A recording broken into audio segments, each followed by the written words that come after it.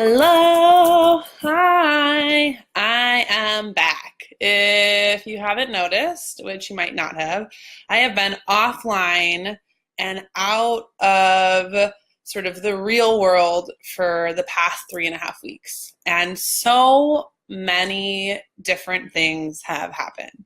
First of all, first major shift, I moved out of Chicago, which has been huge for me. It's something that I've wanted to do for a really, really long time. I grew up in Chicago. I love Chicago. I moved back in about 2012, thinking that I would be there for a year, and then kind of got caught up in the whirling vortex of living in such a great city for about 5 years. Holy moly, I can't believe it. And so earlier this year, I decided finally that I was going to pull the plug, move out of Chicago, and do something different. And it was interesting, first of all, because in my mind, moving out of Chicago was going to be so incredibly scary, emotional, ungrounding, terrifying. And I made the decision and I was there and was packing up all my stuff. My mom came to help. If you saw my video of like how to stay grounded in changes a little while ago, I talked a little bit about that. But I actually packed up all of my stuff, had a really beautiful dinner with two of my best girlfriends, and headed out. And one of the things that I really saw, and one of the hallmarks that really came, and what I felt was that I felt really grounded and peaceful about my decision. Excuse if my camera shaking. I have like a million books on my lap. I'm at my beautiful friends Andrew and Ashley's house, and I don't have my fancy tripod, so I made a tripod with all of these books. So for rocking and rolling, just roll with it. But yeah, for me, it was wonderful because I felt really grounded when I left, and it didn't feel so scary. And I loved my apartment, and I loved my space. And if you know me, I'm somebody who really appreciates my ground and appreciates my comfort and appreciates these things that help to ground me. Having my own space, hi Gemma, having my own space has been enormously important to me. So I uprooted, and here I am going on this big road trip with 3 girls in an RV, going to this place called the Oregon Eclipse, then going to Burning Man, and just sort of floating on the road. And my intellect in my head was like, this is going to be super scary. This is going to be super ungrounding. How are you going to do this, moving out of your house? But actually, when I was present with it and didn't think about it, it felt really good. And even giving over my keys, my lovely friend Nikki dropped me off at the airport, and it just all felt like it was so much in the flow.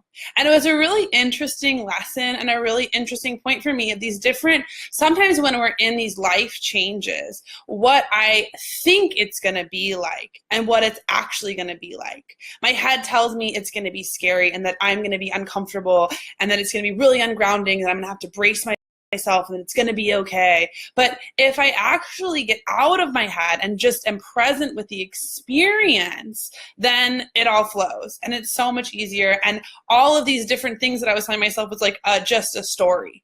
And it's so easy how quickly we can get into story, especially when we're in change. And a lot of times the story is, this is going to be really intense and you're going to be really uncomfortable and this is going to be really scary. So brace yourself. But I found that I didn't have to. Oh, I wish I would have met your niece Allison McCartney at Burning Man. Hopefully another year. But I met so many wonderful people. So I left Chicago and then went to Aspen and then drove to Salt Lake City and had just been totally on the move. And so I went to Oregon to go see Totality for the eclipse, which was so incredibly powerful. To see, I get it. I get eclipses now. I think I saw one when I was a little kid, but I feel like I want to just now go see all of them and feeling the real incredible energetic shift that happened. And I was surrounded by such a beautiful group of people. But while I was at the Oregon eclipse, first of all, I had no service. And it was really great to be completely disconnected. At first, it was a little sort of unnerving. I was like, wait a minute, how do I get in touch? I'm really close with my family, if you can't tell. And so I was like, how do I talk to my mom? And how do I talk to my sister? And how do I talk to my dad? And what if somebody needs me? But once I kind of sunk in, it was so liberating. And actually, one night I brought out my phone because I was like, I want to take pictures. And take pictures of this beautiful place. And I wound up losing my phone, and which is always a bummer. And so I had a friend who brought me, who was like, hey, why don't we go and see if we can find my iPhone, da da da da. That didn't work out. And so I decided, okay, my phone, I'm going to let it go. I'm going to just, and then I just prayed to the universe. I was like, please, I don't feel like it's gone. And maybe sometimes you've had that experience where you've lost something and then you kind of check in with your intuition and you're like, I don't feel like it's gone, but I couldn't find it anywhere. So I thought maybe I'll find it at the Lost and Found, but nope, didn't find it at the Lost and Found. And I leave the festival, I leave my information, and I am praying for my phone, and I'm literally just praying to my guides. I'm asking for help. I'm like, I need my phone. I really need help. But also I was unattached to the outcome. I was like, well, if my phone is gone, then it is what it is. But at Burning Man, even at what they brought it at this Oregon Eclipse, there are these things called art cars. And they're basically cars that are moving art pieces. And there's one art car called the Front Porch. And it's my favorite art car. I love it. It looks like a front porch. On the front side, there's a porch with an oven and like a rocking chair. And in the back, there's like a kitchen that bakes cookies and the whole 9 yards. And I had been on the front porch, and me and my girlfriends went and had brunch once we got out of the Oregon Eclipse. And funnily enough, the man who owned this front porch art car, that I was on for just a minute, contacted my friend Lauren and told her that I had left my phone on this art car and that he was going to Burning Man if I would like to go pick it up there, which was just like an incredible celebration. I was so happy to have my phone. But the other thing that happened was that I was going to be without my phone for like 2 weeks. I had already been without it at the Oregon Eclipse, and now I was going to be without it traveling. And it was so liberating because it allowed me to get so present. Really having this place of being so incredibly disconnected and not having my phone, and also like knowing that I was like safe and like down the road and I could go get it later. But it was such a beautiful experience in really practicing to be present. And it was interesting to see, because my friends had their phones, but it's interesting to see just from this other place of how connected we are to technology and how connected we are to our phones, and not even in a way of like they were too connected to their phones or anything, but just really watching and even noticing how attached we get, and how even in these like quiet moments we just like get back on our phones, we pick them up to check them, or whatever, instead of even just taking a moment to check in with ourselves. So I had this like Apple phone detox. And if you ever read our book, Sabrina had a similar experience where all of her things went down, her computer, her phone, everything went down. And that was something that happened to me. It was like I didn't have my phone, and I was able to really practice being present. And what was so lovely about being present and really being liberated from almost this like ball and chain that I had such a useful tool at the same time, was that it really allowed me to kind of get funneled in and check more in with my own intuition. And even more so, being disconnected from social media was so great, because I find so often, and even unconsciously, when I'm constantly checking social media, which I do, we all do. I mean, gosh, if I'm sitting and waiting, I'll definitely like check Instagram, maybe do a scroll through Facebook, whatever, is that I find myself unconsciously comparing myself to other people, and really comparing myself and wondering if I'm doing a good enough job in life. And as somebody who lives a really untraditional life, it can be really easy for me to fall into these traps if I don't pay attention, of feeling like I'm not doing a good enough job. There's this really beautiful quote, which is, comparison is the thief of joy. And I can even tell the difference now that I have my phone back, even from my like phone vacation, as that when I was disconnected and really had a little bit more space, I didn't compare myself as much to other people. And not only that, but that I was really able to give myself more space and really a lot more credit. So I would really encourage you this week, maybe to even just, if you go out to dinner, or maybe if you go for a walk or do something, it's just leave your phone at home. Just leave it home for a few hours and really see what it's like to be present. At first, a little bit uncomfortable. Trust me, I know. I was like, where's my phone? Especially when I'd be sitting around, all the girls would be on their phones, like checking, and I'd be like, well, here I am without my phone. But then I would notice more. I would just notice what was going on around me. I was noticing what was going on in my body. I was noticing how I was feeling. I was noticing these little different things that were kind of showing up. And it was almost like in being more present, I felt like I had more space. I didn't feel like I was as pressed for time. You know, sometimes I feel like we get so in our phones and we're so addicted to being busy or being connected that we create these, like, our lives is sort of like a fake emergency, and that we have to either be emailing or texting or whatever it is. But in really giving ourselves some space, it gives us a lot of space. So that was such an unexpected joy, and of just getting my phone back. And, you know, and moreover, of just even having this experience was something of where I realized of how important it is to go and fill up your cup in life. You know, like I was saying, we get so addicted to being busy and being productive that we forget that just being is invaluable. You know, there is something to be said for me about not only going to Burning Man, but of really sort of taking this like 3-week hiatus from my normal experience of how being out in nature and being around such creative, open, loving people really encourages me to be more creative, to be more loving, to be more open, to share more of myself with the world, to be a little bit kinder. I mean, I love Burning Man. I'm a big fan. Maybe that's not your cup of tea, but one of the things I love about it, the people first and foremost, because there's just such a community of openness and connection, but also of just all of these incredible things that people dream up and create in the desert. And, you know, sometimes we really feel like everything needs to have a purpose, but in a sense, sometimes the purpose is just to be able to create.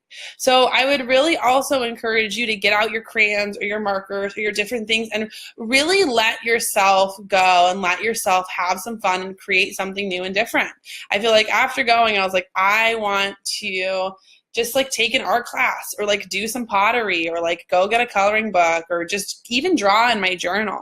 You know, being present and having that space and really creating these different things really have an effect. And, you know, even in connecting to our intuition and to our spirit, we have to remember that our creativity is our connector. You know, we get these intuitions, but when we really nurture our creativity is the one that really helps us connect these non-linear dots and come up with these solutions that we would have never ever thought of. You know, we get so into our intellect and so into our head, it's really this place of just there's A and B. But when we really are able to feed those parts of ourselves, we see A to G to D to F to Q to whatever. So really of doing that and seeing how it goes, or go to the art museum or go do anything to really, or even just like going, being outside and see how that feels to your spirit. So I feel like I'm still somewhat even integrating all the experiences that I had because it was so incredibly enormous. But for this week, I, you know, really want to remind you too that even if you're feeling ungrounded, because like I'm literally staying at my friend's house. I'm going to be traveling around for another 3 weeks. I have a wedding this weekend. One of my other best friends is getting married next weekend. Then I'm in LA. Then I'm moving to Europe. Of really being ungrounded is that we can really stay grounded just by connecting to our breaths and just by staying present in the moment. You know, my big fear in traveling and in embarking on this adventure, because like I said earlier, is I'm so love my ground and I so love my creature comforts that I was so scared that I would so feel adrift and afraid. But I don't. And I feel like the reason why is because I just allow myself to be present. And I don't have to think about what's going to happen in 2 weeks or even tomorrow or even in the week afterwards. And I think my guides are the ones who helped me lose my phone so that I could just learn to be present in the moment and not have to get so ahead of myself. But of just knowing that we have ground within ourselves and that our bodies, like our physical bodies, are our ground. And that if we're feeling ungrounded, we can even just take a few deep breaths. One of my favorite tools, even and I use it all the time, is to breathe in through our nose, count to 4, hold our breath for 2, and then exhale. And do that about 3 or 4 times. And even by just feeling our physicality, we can really remember that our bodies are these really solid, grounded things. And that, even if we are on the move, even if we are feeling ungrounded, even if you're like me and in a huge position, like transition, that all that ground that we need is just inside of us, and doesn't have to be outside of us. So I really encourage you to just practice those different things. So do some art, find some art, do something, anything, create anything, even if it's a meal, even if you're not an artist. I always think of myself not as an artist. Think of yourself as an artist. We all come in as artists. Watch little kids. They're incredible. They don't even think about it. So let yourself create something, whatever that means to you. Second of all, leave your phone at home. Give yourself a chance to really disconnect. Do it for a few hours. Go to dinner with your friend or a partner or whatever. Say, let's leave our phones in the car. Let's leave them at home and really practice what it means to be present and notice. A lot of times when we get in touch with our intuition, people are like, its really definition is to pay attention. So are we paying attention to our phones and Instagram, or are we paying attention to what's going on around us? Are we paying attention to the different endless to-do lists that we always have to do, or are we paying attention to what's right in front of us? And, third of all, of really also paying attention to where does our mind go? Are you comparing yourself to other people? Are you comparing yourself to your friend? Are you comparing yourself to this other idea of yourself, which is, not even a real person? I can be very guilty of that, definitely. So really, even there, watch where your thoughts go. And fourth, remember that our bodies are grounded. So if you're feeling ungrounded, all you need is a few seconds, even just 4 or 5 of those deep breaths, just that breathing pattern to help pull a little spirit back in your body so you can feel grounded. So that's just my real quick, hey, hi, how you doing? I will have more and more because I have so much to say. It's almost like overwhelming. I'm like, whoa, I'm back. But here I am, just wanted to say hi from the road in Portland at my wonderful friend's house. And I hope that you're having such a beautiful day. And I really would love for you to share with me something what's been going on in your life. And most importantly, Sabrina and I are so excited. We are on Hay House's first ever Psychic Summit. And we are along some amazing other people, such as like our mom, shout out to OG Mommy, love you, Mommy. Our wonderful, gorgeous friend and mentor and just such an incredible woman, Rebecca Campbell, Nancy Levin. The list is like endless. I feel like I could just even keep James Von Prague. There are so many people that we are honored to be along. And this is Sabrina and I's like first Hay House talk, which is so exciting. So check it out. It's free. Pre-registration is happening right now. I think it goes through like the 20th. So sign up and get access to so many wonderful speakers, like such a bountiful amount of information for you to connect you back to your intuition, back to your guides, back to your incredible genius. Sabrina and I named our book You Are Amazing because you are amazing. You are an angel and I love you. You're amazing. Don't forget. So I hope you're having just such a beautiful day. Also, being out in Oregon, pray that these fires get contained. And also all of the people who are in the path of the hurricane, that they are protected. Right now, also, and think about donating money to different places that can really use our support, because, even if our prayers, but also ways that we can financially help support people, because that is important. So I just want to send you all my love, tell you that you are such a shiny, bright light in the world, and I'm so, so grateful for any single bit of your time, and I love you, and I hope you're having a beautiful day. All my love. Bye. Bye.